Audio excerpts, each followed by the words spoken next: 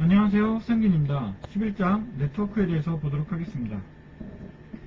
일반적으로 네트워크 프로그램을 하기 위해서는 TCP/IP와 같은 네트워크의 어떤 기초 이론을 알아야 됩니다. 그래서 네트워크 프로그램을 하기 위한 어떤 기초적인 이론에 대해서 먼저 알아보고요. 그 다음에 QT에서 제공해주는 그 고수준의 네트워크 클래스와 저수준의 네트워크 클래스에 대해서 알아보도록 하겠습니다. 일반적으로 네트워크라는 건요, 엔드 시스템을 연결하는 하나의 시스템으로 볼 수가 있는데요. 우리가 엔드 시스템은 호스트라고 부릅니다. 이 호스트의 종류에는 일반적으로 사용자의 PC라든가 뭐 PDA나 워크스테이션이나 뭐 다음과 같은 뭐 프린트와 같은 거를 둘 수가 있는데요. 이러한 프린트들을 하나의 어떤 그 통신을 위해서 연결하는 이런 시스템을 우리가 네트워크라고 부를 수가 있습니다. 네트워크는 앞에서 봤던 것처럼 엔드2 엔드2를 그 시스템들을 묶는 어떤 하나의 큰 시스템으로 볼 수가 있습니다. 이 네트워크는 1960년대 말에 미 국방성에 있는 여러 개의 고성능 컴퓨터를 하나로 묶는 작업에서 시작을 했습니다. 그래서 60년대에는 하나의 고성능 컴퓨터에 터미널을 연결해서 사용을 했는데요. 일반적으로 그 고성능 컴퓨터의 가격이 비쌌기 때문에 한쪽에서 컴퓨터가 노는 동안에 다른 쪽에서 이 컴퓨터를 효과적으로 이용할 수 있는 게 상당히 중요하게 됐습니다. 그래서 이러한 컴퓨터들을 하나로 묶는 작업을 시작하게 되고요. 이 프로젝트가 현재의 인터넷으로 발전하게 되었습니다. 그 다음에 이제 미 국방성에서 이 고성능 컴퓨터를 묶는 작업을 시작을 했지만, 나중에는 그 미국에 있는 중요 대학에 있는 고성능 컴퓨터와도 네트워크를 같이 묶게 되고요.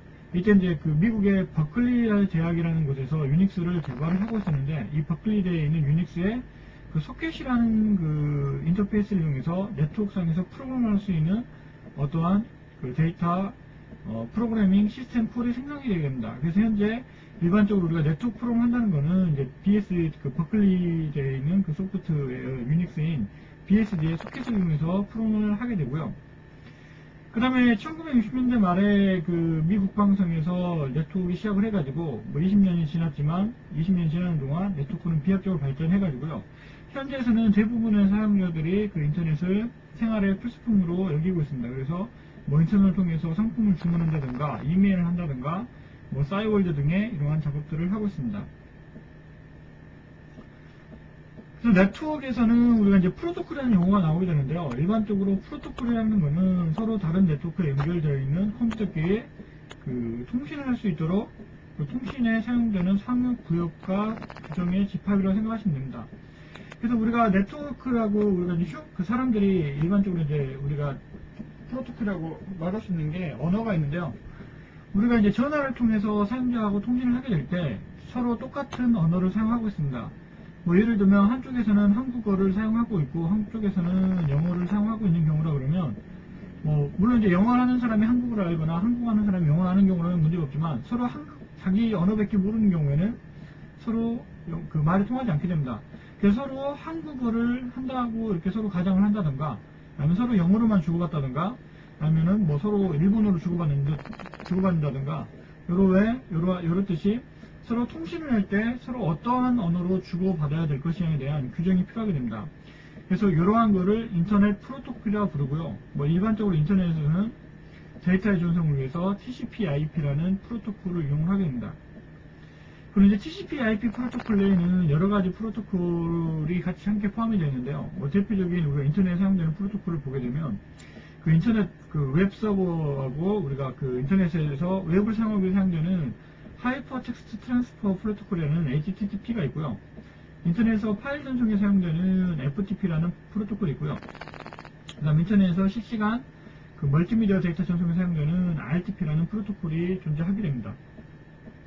그래서 이러한 프로토콜을 이용해서 우리가 웹상에서 어떤 웹페이지를 주고받는다든가 아니면 파일을 주고받는가 할 때 이러한 구역에 맞춰서 우리가 데이터를 주고받고 할 수가 있습니다. 앞에서 봤던 FTP라든가 HTTP와 같은 프로토콜 외에도 여러 가지 프로토콜이 있는데요. 뭐 다음과 같이 뭐 NFS라든가 메일을 주고받을 때 사용되는 SMTP나 PAB이라든가 그 다음에 텔넷에 사용되는 텔레 프로토콜이나 망갈리에 사용되는 SMMP나 그 다음에 DNS나 뭐 HTTP와 같은 이러한 프로토콜이 있습니다. 이러한 프로토콜은 아주 주로 사용되고 있는 거고요. 그 다음에 이러한 프로토콜 외에도 아주 많은 프로토콜이 존재를 하고 있습니다. 그래서 일반적으로 우리가 인터넷에서는 TCP/IP라는 것을 사용한다고 하는데요. TCP/IP와 함께 우리가 이론적으로 어떠한 인터넷에서 아니 네트워크에서 우리가 이제 데이터를 주고받을 때 사용되는 게 OSI 7레이어라는 게 있습니다. 그래서 우리가 데이터 통신을 할 때 물리적 계층이나 그다음에 서로 데이터 링크 계층이나 네트워크 계층이나 데이터를 전송할 때 사용되는 전송 계층이나 세션 계층이나 포용 계층이나 그다음에 어플리케이션이 올라와 있는 응용 계층으로 이러한 네트워크에서 사용되는 레이어를 7개의 레이어로 묶을 수가 있는데요. TCP/IP는 요거를 좀 더 간단한 4개의 레이어로 구성이 되어 있습니다. 그래서 우리가 실제적으로 하드웨어와 관련되어 있는 링크 계층이 있고요. 그 다음에 네트워크 계층이 있고 데이터 전송에 사용되는 트랜스퍼 계층이 있고요. 어플리케이션이 올라가는 어플리케이션 계층이 있습니다. 그래서 실제로 링크 계층은 밑에서 보였듯이 케이블이라든가 그 다음에 이더넷 카드라든가 드라이버와 같은 하드웨어하고 밀접하게 관련되어 있는 계층으로 되어 있고요. 그 다음에 네트워크 계층은 우리가 이제 데이터를 순서 없이 보낼 때 사용하는데요. 여기 보시면은 가장 중요한 IP 프로토콜이 있게 되고요. 그 다음에 트랜스퍼 계층에는 TCP 프로토콜이 존재하게 됩니다. TCP 프로토콜은 우리가 파일을 보낼 때 사용되는 프로토콜이고요. 이 IP와 TCP 프로토콜을 같이 해서 우리가 이거를 TCP/IP 프로토콜이라고 부르게 되고요. 실제적으로 TCP/IP 프로토콜 내에는 TCP와 IP만 있는 게 아니고요. 네트워크 계층에는 ARP라든가 ICMP나 IGMP나 ARP나 이러한 프로토콜이 함께 존재하고 있고요. 그 다음에 트랜스퍼 계층에서는 TCP와 UDP가 존재하고 있고요. 그 다음에 어플리케이션에서는 텔넷이나 FTP 프로토콜이나 SMTP 프로토콜이나 DSS나 DMS 프로토콜이나 SMMP나 FTP 프로토콜이나 DHCP 프로토콜 같은 게 존재하고 있습니다. 그래서 우리가 이제 네트워크에서 어플리케이션을 짠다고 하는 거는 이러한 밑에 있는 프로토콜을 이용해서 우리가 네트워크를 프롬을 짜게 됩니다. 그리고 우리가 이제 각각의 이제 뒤쪽에서 보시면은 주소와 포트 번호가 나오게 될 텐데요. 그거는 이제 우리가 위에서 서비스를 구분한다던가 호스를 구분할 때 어떤 식으로 구분하는지에 대해서 뒤에서 이제 주소 개념이 나오게 됩니다. 그래서 TCP/IP를 계층하게 되면 아까 앞에서 봤듯이 링크 계층이 있게 되고요. 이거는 실제적으로 하드웨어 계층이 되고요. 이제 데이터를 전송하는 IP 계층이라든가 그다음에 데이터의 어떤 네트워크 계층에서는 전송만 장담하게 되고요. 요거를 이제 신뢰성이라든가 아니면 순서라든가 이런 걸 하기 위한 트랜스퍼 계층이나 이런 실질적으로 사용자 프로그램에 올라가는 응용 계층으로 우리가 나눠볼 수가 있습니다. 그래서 데이터를 보내게 되면 우리가 이제 어플리케이션에서 트랜스퍼 계층에다가 데이터를 주게 되고요. 그 다음에 트랜스퍼 계층에서는 세그먼트에다가 여러가지 정보를 포함해가지고 네트워크 계층에 보내게 되면 네트워크 계층에서 주소를 붙여가지고 도착 주소를 붙여서 실제적으로 하드웨어 계층인 링크 계층에 보내게 됩니다. 링크 계층에서는 다음과 같이 망으로 데이터를 보내주게 되면 중간에 라우터를 통해 가지고 우리가 실질적으로 목적 시스템까지 가게 되는데요. 목적 시스템은 앞에서 받은 데이터를 반대로 포장을 벗겨가면서 위로 올라가면서 실제로 구성을 하게 되면 우리가 어플리케이션에서 보냈던 데이터를 목적지 어플리케이션에서도 그대로 받아서 사용을 하실 수가 있습니다. 그래서 인터넷의 주소 체계를 보게 되면요. 일반적으로 인터넷은 IP 주소라고 불리우는 고유의 주소값이 할당이 되어 있습니다. 그래서 IP 주소라는 것은 어떤 거냐면 인터넷에 보게 되면 우리가 엔드 시스템에 여러 가지가 있고 아까 첫 장에서 엔드 시스템이 있고 그 중간을 망으로 연결을 한다고 했습니다. 그래서 엔드 시스템에서는 우리가 호스트 PC라든가 워크스테이션이나 프린터나 PDA 같은 게 있게 되는데요. 이러한 엔드 시스템을 각각 구분하기 위해서는 엔드 시스템에 각각 주소가 있어야 됩니다. 그래서 일반적으로 우리가 이제 실생활에 적용을 하게 되면요. 우리가 각각 자기 사람들이 자기 집에 살고 있게 되는데 각각 집에 따라 가지고 주소를 가지고 있습니다. 예를 들면 신림동 무슨 구 그다음에 무슨 구 무슨 동 무슨 번지와 같은 주소가 있게 되는데 이것과 마찬가지로 각각 컴퓨터도 마찬가지로 이러한 주소를 가지고 있어야 됩니다. 이러한 주소를 우리가 IP 주소라고 부르게 되고요. 이러한 IP 주소는 우리가 이제 정수용으로 할당을 하게 되는데 32비트의 정수용으로 할당이 되겠습니다. 그래서 32비트 정수용은 8비트로 나눠보면은 4비트로 구분할 수가 있는데요. 4비트로 구분해가지고 우리가 각 비트당 0에서 255의 값 사이의 값을 배분하게 됩니다. 그 다음에 이제 IP 주소를 우리가 사용해서 컴퓨터를 분류를 할 수가 있는데요. 근데 IP 주소라는 게 숫자형으로 됐기 때문에 뭐 예를 들면 뭐 127점, 뭐 129점, 뭐 31.8과 같은 숫자로 되어 있습니다. 그래서 이러한 숫자를 이용해서 우리가 컴퓨터를 구분을 하게 되면 숫자를 사람들이 다 외우고 다녀야 되는데요. 사람들이 숫자를 외우는 게 그렇게 쉽지가 않습니다. 그래서 요거를 좀 더 기억하기 쉬운 형태가 없냐 해서 생각을 하게 된 게 우리가 이제 문자형을 잘 기억할 수 있기 때문에 어떤 문자 형태의 주소 체계가 필요하게 됐고요. 이러한 도메인, 이러한 숫자형의 IP 주소를 문자형으로 바꾸는 것을 우리가 일반적으로 도메인 네임이라고 부르게 됩니다. 그래서 뭐 예를 들면 뭐 우리가 뭐 다음점 넷이라든가 뭐 아니면은 네이버닷컴이라든가 이러한 그 사람이 쉽게 기억할 수 있는 문자 형태의 주소를 우리가 도메인 네임이라고 하고요. 실제적으로 컴퓨터는 도메인 네임을 인식을 할 수가 없습니다.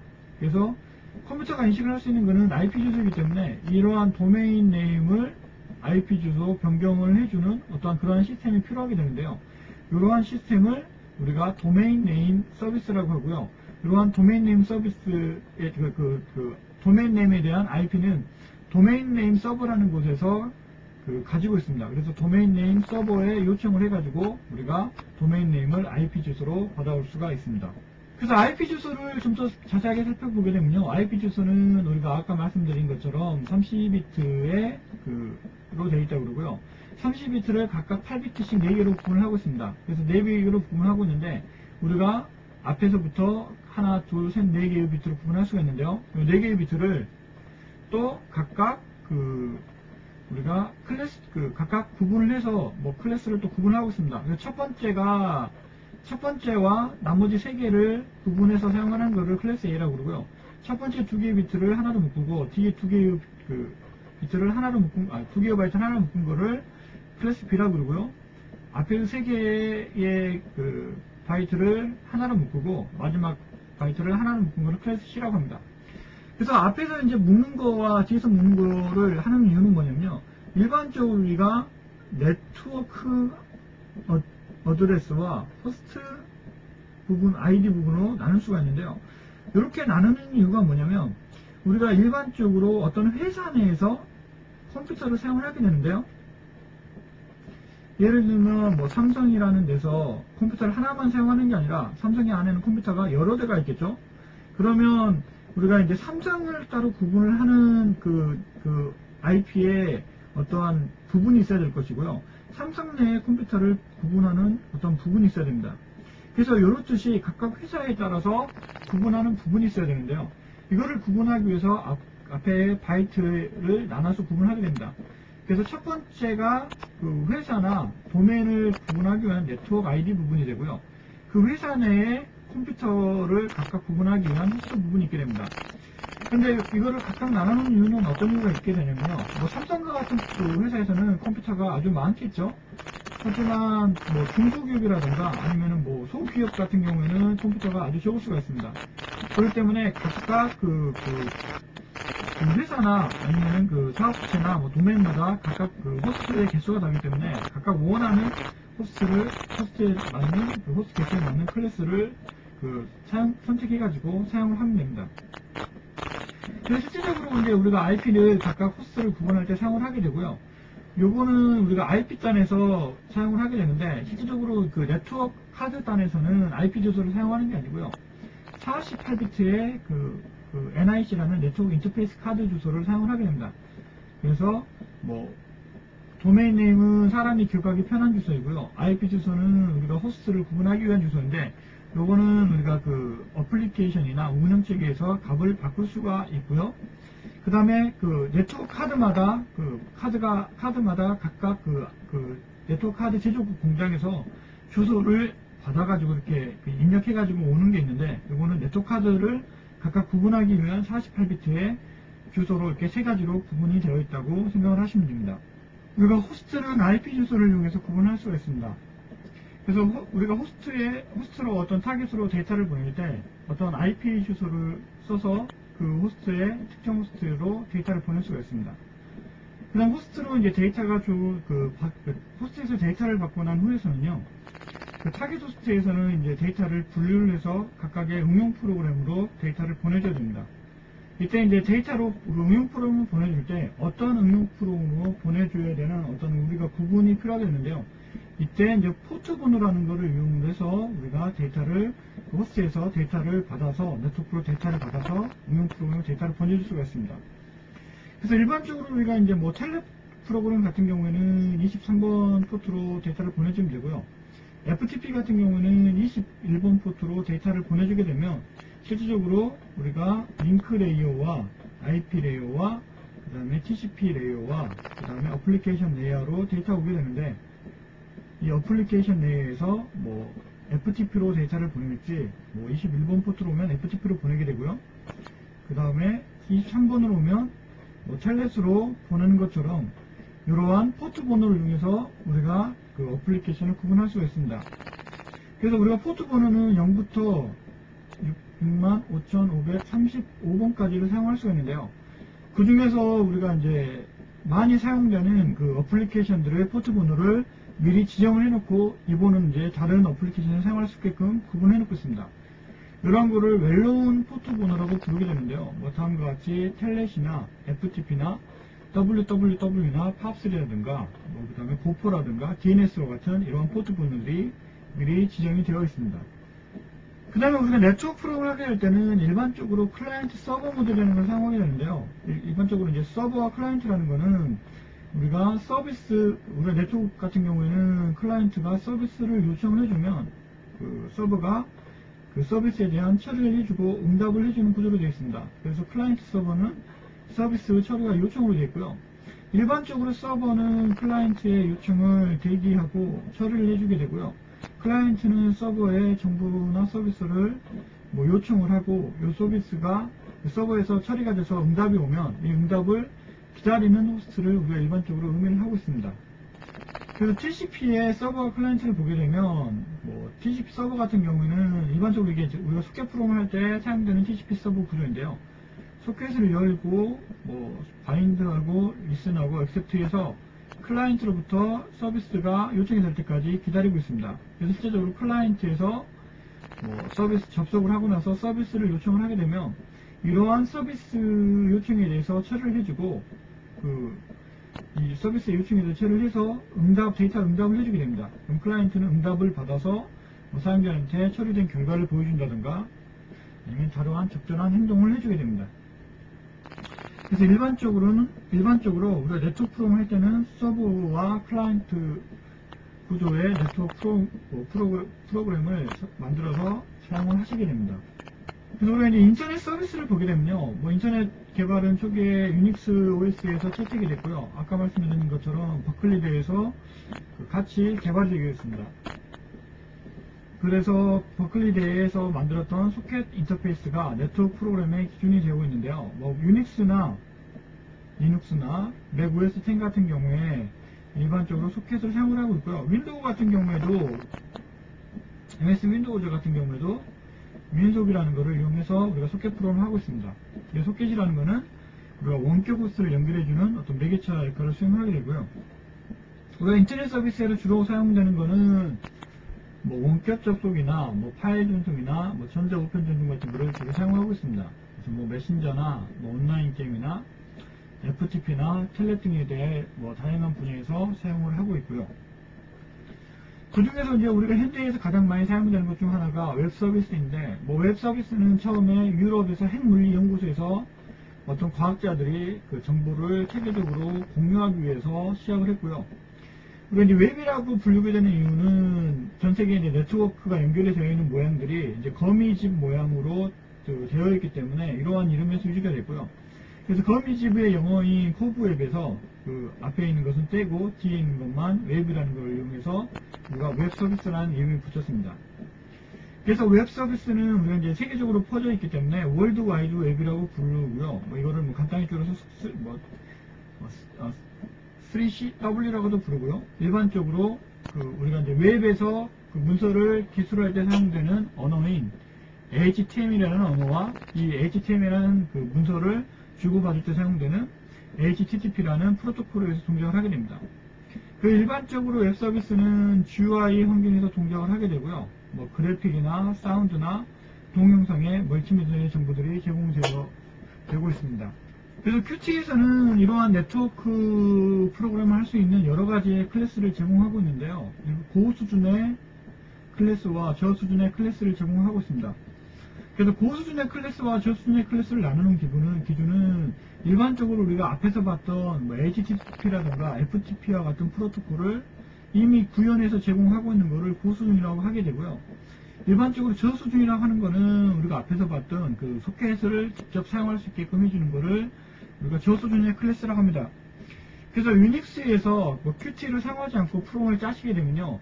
그 HTTP라든가 TCP와 FTP와 같은 프로토콜을 구현하기 위해서는 우리가 일반적으로 그 소켓을 이용해서 구현하셔야 됩니다. 하지만 이제 이러한 프로토콜은 우리가 일반적으로 많이 사용을 하고 있기 때문에 Qt에서는 뭐 간단하게 사용할 수 있게끔 이미 그 프로토콜을 이용해서 제공을 하고 있고요. 그 네트워크 관련된 클래스들은 모듈로 제공을 되고 있기 때문에 우리가 이제 프로젝트 파일에다가 Qt 플러스는 네트워크를 추가해 주셔야 됩니다. 그러면 네트워크 같은 관련된 프로토콜을 클래스를 보게 되면 뭐 일반적으로 소켓 같은 경우에는 QIO 디바이스를 상속을 받고 있고요. 그래서 뭐 SRX 소켓을 상속받는 TCP 소켓과 UDP 소켓으로 볼 수가 있고요.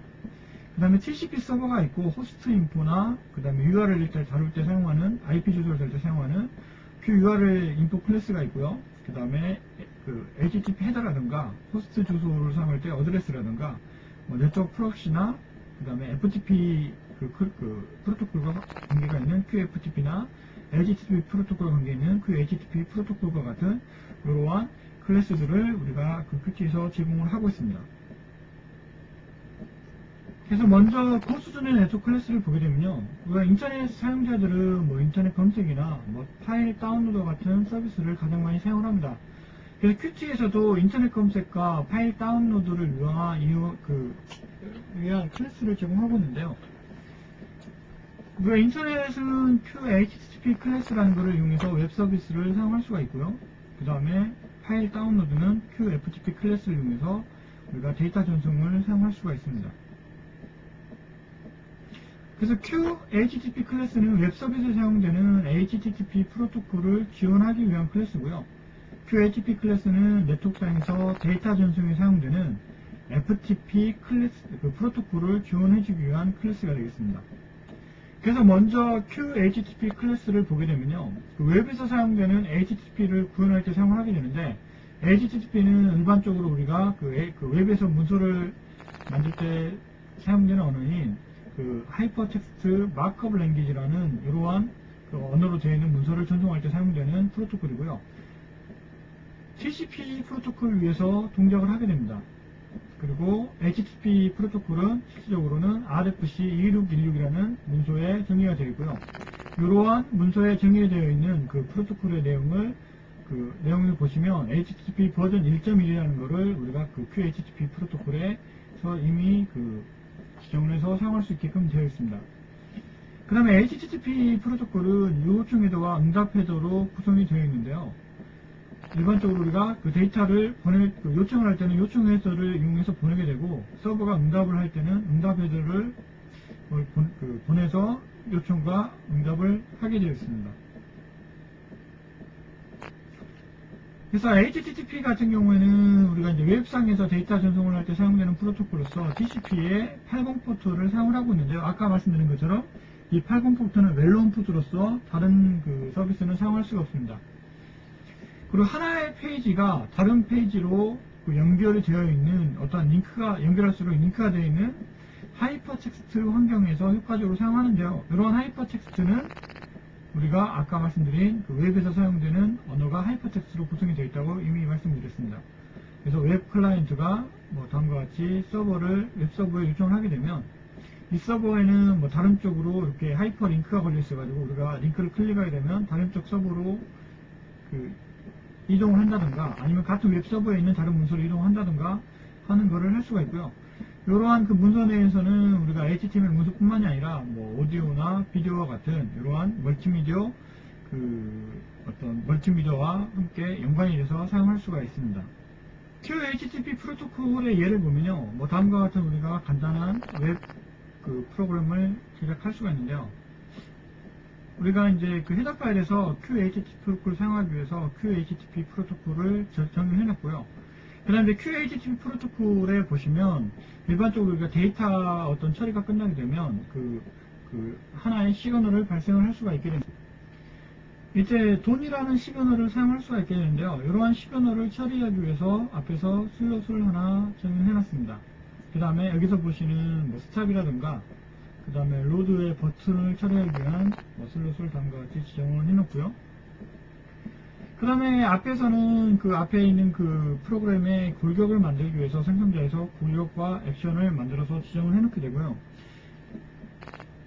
실제로 이 간단한 웹 브라우저는 Q 메인 윈도우를 사용하고 있기 때문에 우리가 이제 툴바라든가 스테이스바를 적용해서 사용을 하고 있습니다. 그래서 뭐 다음과 같이 골격들을 만들어서 할 수가 있고요.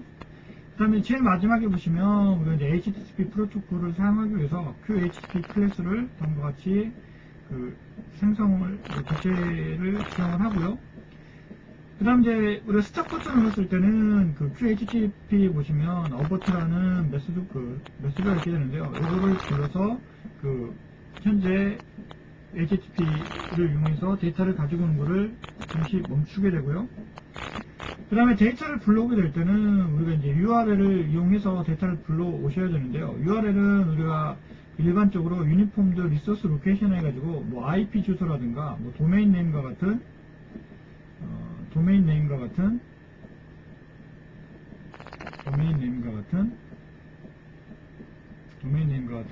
어떠한 데이터가 있는 그 위치를 하게 되고요. 우리가 그 라인 에디터에 그 IP나 도메인 네임을 이용해서 그 데이터가 있는 위치를 지정하게 되면 우리가 이제 QHTTP에 보시면 그 호스트를 지정을 할 때 그 앞에서 했던 URL에서 호스트를 지정을 하게 되고요. 그 다음에 데이터는 실제적으로 HTTP의 get이라는 걸 이용해서 우리가 데이터를 가지고 올 수 있게 됩니다. 그래서 가지고 와서 그 데이터가 전송이 끝나게 되면, 처리가 끝나게 되면 돈이라는 시그널이 불려오게 되게 되는데요. 이 돈이라는 시그널이 불려오게 되면 이걸 처리할 수 있는 로드 돈을 이용해가지고 우리가 그 읽어온 데이터를 그 텍스트 에디트 창에다가 그 데이터를 모두 읽어와가지고 우리가 HTML 형태로 풀어줄 수가 있게 됩니다. 그래서 다음과 같이 뭐 HTTP 프로토콜을 이용해서 웹브라우저를 만드는 거를 우리가 HTTP 클래스를 이용하게 되면 간단하게 처리를 할 수가 있게 되고요.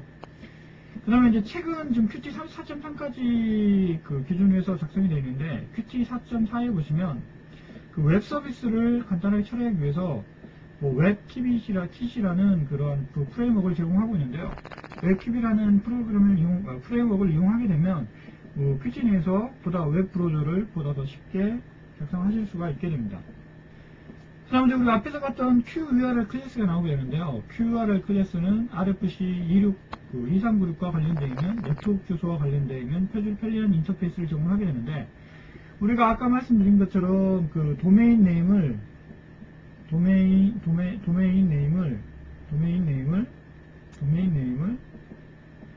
IP 주소로 바꾸거나 하는 작업이 필요하다고 말씀을 드렸죠. 그래서 실질적으로 우리가 이제 네트워크 소켓을 이용해서 직접 소켓을 이용해서 네트워크 프로그램을 하시려면 그 도메인 네임이 입력이 되어 있을 때 이거를 IP 주소로 중간에 변환해 주셔야 되는데요. 이러한 작업들이 생각보다는 간단하지가 않습니다. 그래서 Qt에서는 이러한 작업을 쉽게 해주기 위해서 QURL 클래스를 제공을 하고 있는데요.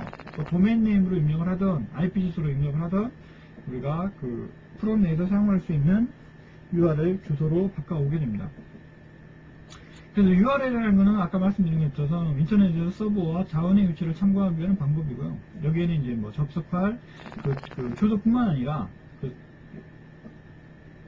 주소의 서비스의 종류나 도메인 놈을 함께 기술을 하고 있는데요. 뭐 다음과 같은 형태로 구성이 되어 있습니다. 그래서 프로토콜의 종류라든가 사용자의 이름과 패스워드, 그 다음 호스트 주소와 뒤에 포트 번호를 이렇게 나눠볼 수가 있는데요. 뭐 다음과 같은 것에서 뭐 이러한 것들이나 유저 인포나 포트 번호는 생략을 할 수가 있고요. FTP를 이용하는 경우에는 호스트만 지정이 되어 있고 포트 번호가 빠져 있는 경우에는 우리가 멜론 포트 번호인 21번 포트를 지정하게 되고요. HTTP 같은 경우에는 그 기본 포트 번호인 80 포트가 기본으로 있다고 전제를 하게 됩니다.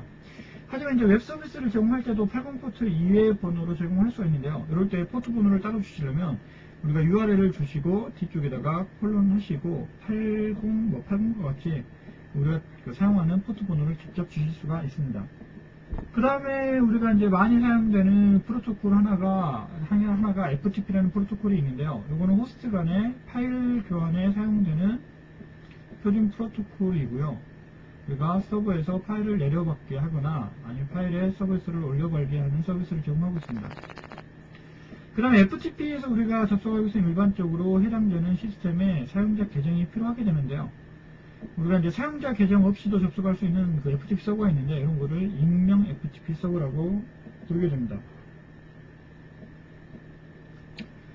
그래서 FTP 프로토콜을 이용해서 하는 그 예제가 나와 있는데요. 여기서 이제 우리가 QFTP라는 거를 이용해서 통신하게 됩니다. 그래서 다음과 같은 창을 이용해서 하게 되는데 일반적으로 앞에서와 같이 Q 메인 윈도우를 이용해서 화면을 구성했고요. 안에 보시면 QFTP 클래스를 이용해서 데이터를 주고받을 수 있게끔 되어 있습니다. 그 다음에 이제 데이터를 전송을 받을 때 실제로 진행되는 것을 표시하기 위해서 Q 프로그레시브 다이얼로그라는 걸 이용해서 우리가 데이터의 진행을 표시를 하고 있습니다. 그 다음에 이제 QFTP 클래스와 연관이 되어서 처리를 하게끔 리스트를 받아오는 경우에 그 서버에 접속해서 리스트를 받아오는 경우에 각각의 리스트는 애드리스트라는 걸 이용해서 우리가 추가를 할 수가 있고요. 그 다음에 이제 진행된 행사는 업데이트 프로그레스라는 걸 이용해서 진행상을 표시하게 되는데 우리가 앞에서 봤던 그 다이얼로그 프로그레스 다이얼로그의 데이터를 표시함으로써 우리가 진행 상태를 표시할 때 사용할 수가 있고요. 그 다음에 다운로드가 끝나거나 어떤 작업이 끝나면 다운로드 핀시라는 것을 이용해서 우리가 각각의 그런 것을 처리를 해줄 수가 있습니다. 그래서 FTP 생성자에서는 FTP 프로그램의 골격을 일단은 지정을 하게 되고요. 여기도 마찬가지로 우리가 메인 윈도우 클래스를 상속받기 때문에 우리가 메인 윈도우에 사용되는 툴바라든가 스테이스바를 위한 것을 앞에서 지정을 했습니다. 그 다음에 각각의 액션들을 다음과 같이 지정을 하게 되고요. 이제 마지막으로 이제 우리가 골격을 만든 후에는 FTP 클래스를 QFTP 클래스 사용하기 위해서 다음과 같이 인스턴트를 할당을 하고 어떠한 리스트 인포를 가지고 오게 되면 그 리스트에 각각의 인포를 추가할 수 있게끔 우리가 시그널과 슬롯을 연결했고요. 그 다음에 데이터가 전송이 되고 있는 그 과정을 업데이트 프로세스라는 것을 이용해서 다음과 같이 표시할 수 있게끔 시그널과 슬롯을 연결하고요. 어떤 명령이 끝나게 되면 그러한 명령이 끝나는 걸 처리하기 위해서 다운로드 피니시드와 코멘트 피니시드 시그널을 연결했습니다. 그래서 데이터가 진행이 되고 있는 것은 업데이트 프로그레스라는 것을 이용해서 우리가 데이터 진행하는 걸 볼 수가 있는데요. 여기 보시면은 현재 읽은 데이터와 토탈 데이터를 가지고 있게 됩니다. 그래서 현재 토탈 데이터는 그 프로그레시브 바에 있는 셋 맥시멈이라는 것을 집어넣게 되고요. 현재 읽은 데이터는 셋 밸류에 입력을 하게 되면 다음과 같이 현재의 진행 상태를 우리가 보여줄 수가 있습니다. 그 다음에 어떤 명령이 끝나게 되면 어떤 다운로드 핀시가 올리게 되게 되는데요. 일반적으로 우리가 다운로드가 끝나게 되면 다운로드 프로시버를 숨겨야 되고요. 그 다음에 파일이 있는 경우에는 파일을 닫고 에러가 생긴 경우에는 파일을 지우고요. 그 다음에 이제 FTP가 멈추고 스탑을 하는 경우에는 아까 HTTP와 마찬가지로 QFTP의 어버트 메소드를 이용해서 그 파일 전송을 멈춰주시면 되고요. 그 다음에 처음에 이제 로드가 되는 경우에는 우리가 호스트에 접속을 해야 되는데 호스트에 접속은 커넥트 호스트를 이용해서 접속하시면 되고요. 다음과 같이 라인에이트에서 사용자가 입력한 주소를 이용해서 접속하시면 됩니다. 그 다음에 로그인 하실 때는 우리가 아이디와 패스워드를 입력할 수가 있는데요. 다음과 같이 우리가 어너미너스 서버인 익명 서버에 접속하실 때는 아이디나 패스워드를 입력하시지 않으셔도 되고요. 그래서 다음과 같이 하면은 실질적으로 우리가 FTP 서버에 접속을 하게 되고요. 그 FTP 서버에 있는 어떠한 내용물을 받아오시고 싶으시면 FTP 리스트를 이용해서 우리가 FTP에 있는 목록들을 가지고 올 수가 있습니다. 그 다음에 파일을 다운로드 할 때는요, 일반적으로 우리가 다운로드 파일에서 우리가 파일 네임으로 열어가지고 파일 네임을 열 때는 우리가 이제 FTP 리스트에 있는 그 이름과 똑같이 하시면 되는데, 뭐 다음과 같이 우리가 FTP 위젯에다가 그 리스트를 이름을 받아서 등록하기 때문에 그 이름을 이용해서 파일을 생성을 하고요. 그 FTP의 게시라는 걸 이용하게 되면 우리가 실질적으로 그 FTP 서버에 있는 파일을 요청해서 가지고 올 수가 있습니다. 이때 가지고 오실 때는 파일의 이름과 그 다음에 파일을 저장할 Q 파일에 인스턴트를 넣어주게 되면 자동으로 이 파일을 저장을 하게 되고요. 이 파일의 진행 상태를 표시하기 위해서 뭐 다음과 같이 프로그래치 바를 보여주고, 아까 이제 우리가 앞에서 연결한 그 프로그래치 그 다이얼로그의 진행 상태를 우리가 이제 각각 그 진행 상태를 표시를 하실 수가 있게 됩니다. 그 다음에 이제 리스트를 가지고 오게 되면 우리가 이제 각각 리스트가 하나씩 넘어올 때마다 L리스트가 호출이 되게 되는데요. L리스트가 호출될 때마다 각각의 리스트 Q 위젯 아이템을 하나씩 생성을 해가지고 그 위젯 아이템의 파일 네임을 지정해가지고 리스트 위젯에다가 추가를 해줄 수가 있게 됩니다. 그 다음에 우리가 그 FTP 프로그램에서 그 디렉토리를 클리어하게 되면 디렉토리 이동하셔야 되는데요. 이때는 뭐 디렉토리를 이름을 가지고 오셔가지고 FTP에 CD라는 걸 이용해가지고 우리가 디렉토리를 이동을 할 수가 있고요. 이제 디렉토리를 새로 이동을 하게 되면 기존에 있는 그 리스트 위젯에 있는 내용들이 갱신되기 때문에 기존에 있는 그 위젯을 일단은 지우고 다시 FTP에서 리스트를 받아와가지고 그 현재에 있는 목록을 갱신할 수 있게끔 프로그램이 되어 있습니다.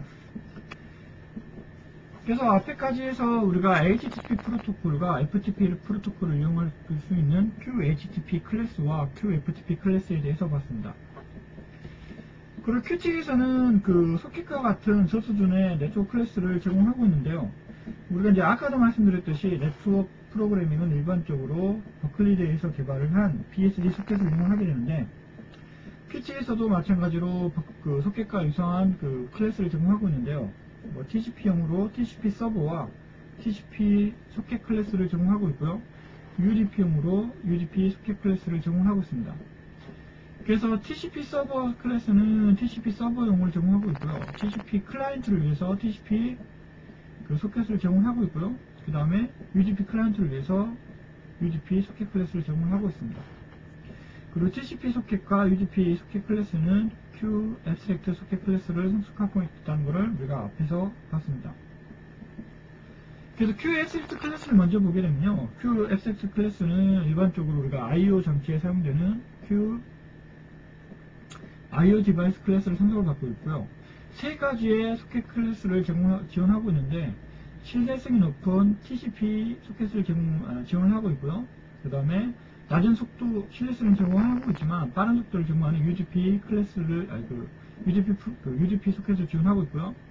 그 다음에 지정되지 않는 소켓인 뭐 이러한 소켓의 세 가지 형태의 그 소켓을 지원을 하고 있습니다. 그 다음에 Q abstract 소켓 클래스에서는 그 UDP나 TCP 클래스 프로토콜에 모두 공통된 부분을 제공하고 있는데, 뭐 기본적으로 우리가 데이터를 뭐 소켓 서버에 접속을 한다던가 데이터를 읽거나 쓰거나 아니면 소켓이 끝나고 난 후에 소켓을 뭐 종료하는 이러한 메소드를 제공하고 있고요. 뭐 접속은 아까 앞에 봤던 커넥터 호스트와 같은 메소드를 위해서 접속을 할 수가 있는데요. 여기 이제 주소나 포트 번호를 입력해서 우리가 접속할 때 사용할 수가 있고요. 데이터의 입출력을 리드나 라이트 메소드를 이용을 하고요. 접속 후 종료는 클로즈나 그 다음에 중간에 접속하는 경우, 강제 접속하는 경우는 어버트 메소드를 이용해서 접속을 종료를 시킬 수가 있습니다. 우리가 소켓 상태는 Q abstract 클래스의 status라는 메소드를 이용해서 우리가 가지고 올 수가 있습니다. 그래서 status라는 메소드를 이용해서 소켓 상태를 가지고 올 수가 있게 되는데요. 뭐 소켓의 상태를 보게 되면 뭐 소켓이 연결되지 않거나 아니면은 현재 접속을 시도하고 있는 중이나 그 다음에 뭐 연결이 되어 있는 상태라든가 아니면은 뭐 닫기 위해서 클로즈가 호출되어 있는 이러한 상태들로 구분할 수가 있고요. 이러한 상태를 이용해서 우리가 네트워크 프롬 할 때 그 데이터를 전송하거나 할 때 이용을 할 수가 있습니다. 그래서 소켓 관련된 클래스는 Q TCP 소켓 클래스가 있고요. 그 다음에 TCP 서버 클래스가 있고 UDP 소켓 클래스가 있는데, TCP 소켓 클래스는 TCP 연결과 관련되어 있는 스트림 데이터 전송과 관련되어 있는 그러한 서비스를 제공하고요. 그 다음에 TCP 서버 소켓 같은 경우에는 TCP 기반의 서버를 제공하고 TCP 연결에 대한 처리 기능을 제공하고 있습니다. 그 다음에 UDP 소켓 같은 경우에는 UDP 데이터 송수신을 제공하고 있는데요. 바인드 메스를 이용해 가지고 주소나 포트를 바인드 할 수가 있고요. 그 다음에 라이트 데이터그램과 리드 데이터그램 메스를 이용해 가지고 우리가 UDP 데이터를 주고 받고 할 수가 있습니다. 그래서 책에 보시면 우리가 이제 채팅 서버가 나와 있는데요. 지금 이거는 이제 우리가 TCP 기반에서 데이터를 주고받고 할 수 있는 예제가 나와 있고요. 이런 예제를 참고하셔가지고 우리가 서버 프로그램을 작성을 할 수가 있습니다. 그 다음 이제 마지막으로 우리가 이제 소켓과 관련되어 있는 것 중 하나가 TCP 소켓 노티파이어 클래스가 있는데요. 소켓에 어떤 우리가 데이터가 오거나 안 오는가를 감시할 때 사용할 수가 있는데요. 일단은 소켓뿐만 아니라 일단은 유닉스 같은 경우에는 소켓이나 파일이나 디렉토리나 디바이스 드라이브나 모두 파일로서 우리가 다루게 됩니다. 그래서 이러한 파일은 우리가 파일 식별자라는 걸 이용해서 다룰 수가 있게 되는데요. 이 소켓 노티파이어 클래스는 파일 식별자의 활동을 감시할 때 사용을 합니다. 그래서 소켓뿐만 아니라 디바이스 드라이버에서 데이터가 오는지 안 오는지를 감시할 때 사용을 하게 되는데요. 데이터가 오거나 어떤 변화가 생기게 되면 액티베이트라는 메소드가 출현하게 되고요. 이 액티베이트라는 메소드를 액티베이트라는 시간을 이용해서 우리가 원하는 일을 처리할 수가 있게 됩니다. 그래서 우리가 이제 소켓을 만들게 될 때 우리가 타입을 지정을 할 수가 있게 되는데요. 이런 타입으로 데이터를 읽을 데이터가 있거나 쓰기 데이터가 있거나 에러가 발생을 하는 이러한 것들을 감시를 해서 우리가 적절한 일을 추가를 해주게 됩니다. 할 수가 있게 됩니다. 그래서 이번 장에서는 우리가 네트워크를 이용해서 데이터를 송수신하는 것을 배웠습니다. 그래서 큐틱에서는 소켓과 관련되어 있는 저수준의 통신을 위해서 QTCP 소켓과 QTCP 서버와 QUDP 소켓 클래스를 제공하고 있고요. 그 다음에 고수준의 네트워크 프로그램을 위해서 HTTP라든가 FTP 프로토콜을 지원하기 위해서 QHTTP 클래스와 QFTP 클래스를 제공하고 있습니다.